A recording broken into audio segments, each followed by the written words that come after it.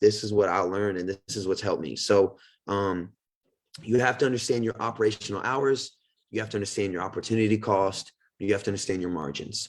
So let me do this real quick. And I want to really make sure that I don't mess this up, because this is big. And I think this can help a lot of people. Where I started was, what was my lease, right? So I leased the gym. I have this X amount of rent every month. And, that's what I got to focus on.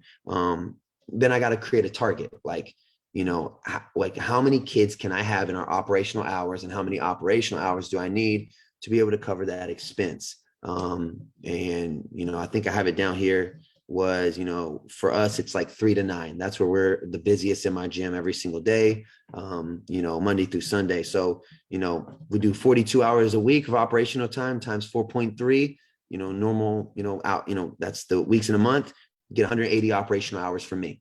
Right. So now it's like, okay, we take 5,000, or 4,000 or 3,000, whatever your lease is, we divide it by 180. Right. And then that's how much you can break even. And that's how much you need to make per hour to be able to break even. Right.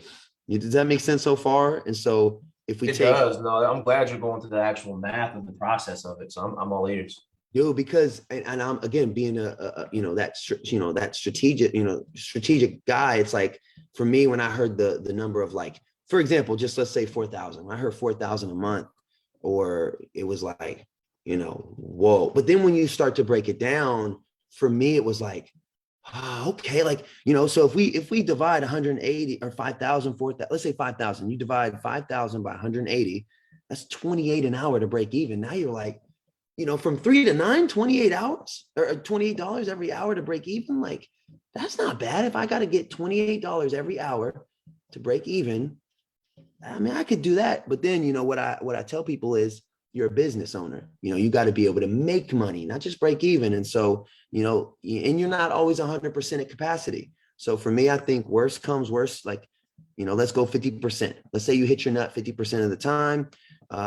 You multiply by 2, instead of 28, it's 56. So you got to make $56 per hour from 3 to 9, right? Every single day, to be able to break even. Service-based industry, we usually 10 to 30% margins.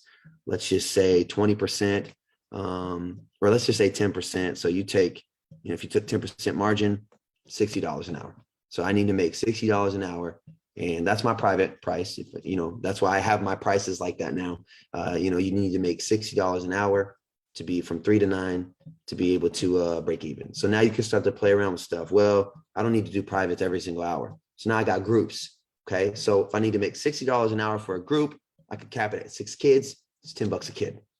Who's not going to join that? And I'm not saying you have to do that, but it's giving you an idea.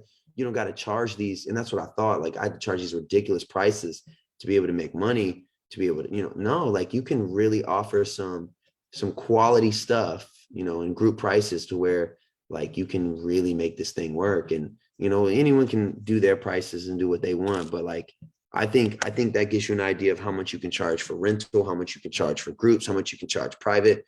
And for me, man, knowing those numbers right there, like, it has catapulted my business to where this year, after a pandemic, I have grossed the most I've ever done in my life, by working, I think, the least amount of hours I've ever worked.